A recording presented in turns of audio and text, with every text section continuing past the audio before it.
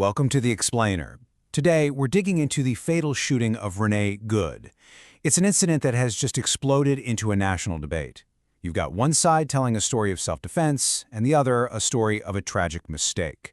We're going to break down both sides of this incredibly divisive story. Okay, let's dive right in. The official story really starts with this powerful, very definitive statement from the vice president.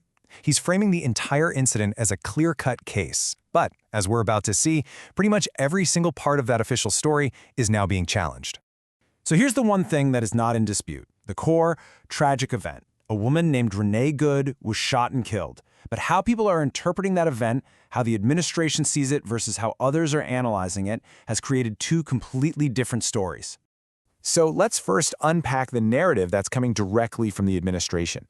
Now, this account doesn't frame the incident as a complex situation with a lot of gray areas.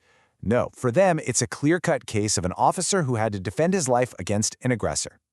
According to Vice President Vance, the facts are simple. What you see is what you get. The narrative is that Renee Good intentionally used her car as a weapon against a federal agent, and that left him with absolutely no choice but to use deadly force to defend himself. That claim of absolute immunity? Well, that positions the agent's actions as legally protected right from the start. Now, here's where it gets really interesting. The official account doesn't just describe her actions, it assigns her a motive, an identity. The vice president explicitly connects her to a violent political movement. He's suggesting her actions weren't random, but were actually part of a bigger, organized opposition to law enforcement. And then, to really solidify control over this whole narrative, the administration asserts that because this involved a federal officer doing federal duties, local officials in Minnesota have zero jurisdiction.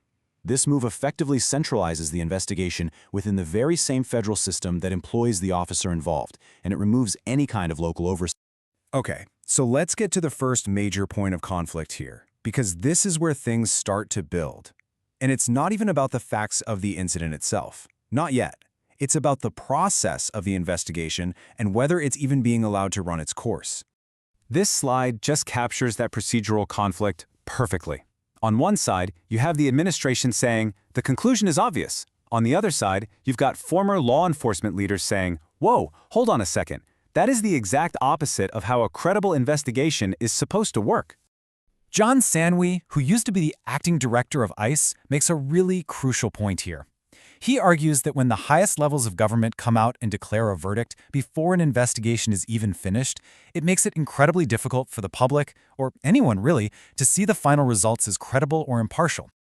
Okay, so we've looked at the problems with the process, this whole rush to judgment from the very top. So now, let's pivot from the process to the actual evidence. What does the video footage of the encounter really show us? You know, while the vice president says what you see is what you get, analysis from former federal agent Josh Campbell suggests there's a whole lot more nuance here. The video doesn't necessarily back up the definitive conclusions that the administration is drawing. So, here's the specific detail. If you watch that footage really closely, you can see the vehicle's front wheels turn. This suggests that she was trying to maneuver away from the agent, not directly at him. Now, trying to flee is still against the law, of course, but it's a very different story than a direct, intentional assault aimed at killing an officer. And this brings us to the key legal standard. For this shooting to be justified, it all comes down to this one question. Could the agent reasonably say that he faced an imminent threat to his life? The video evidence, the part showing the car potentially turning away, that directly complicates that standard. So now let's add the final layer of complexity by looking at who Renee Good was. Because the story being told about her character, and therefore her motive, is also in direct conflict.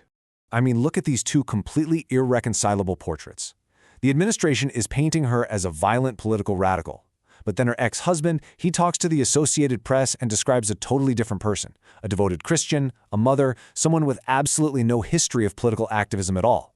And this is a crucial point, because this personal account directly challenges the motive that the administration assigned to her. Right? If she wasn't some radical protester, then the entire narrative of her being part of a movement to assault officers, well, it starts to fall apart. So this brings us to our conclusion, where all these conflicting threats, the process, the video, the victim's identity, they all come together, and they really call the fundamental purpose of the investigation itself into question. Journalists, former officials, they're all asking the same thing. If the highest levels of the federal government have already come out and publicly sided with their agent, declaring his actions were justified, Can there actually be a truly impartial investigation into that same agent's actions? I mean, who is the investigation meant to convince? And really, this case leaves us with a critical set of questions to think about. Not just about this specific incident, but about the nature of justice and accountability itself. Does a rush to judgment from the top just undermine the entire idea of an investigation? Does it create a situation where the official conclusion is set in stone before the first piece of evidence is even formally analyzed? And what does that mean for our justice system?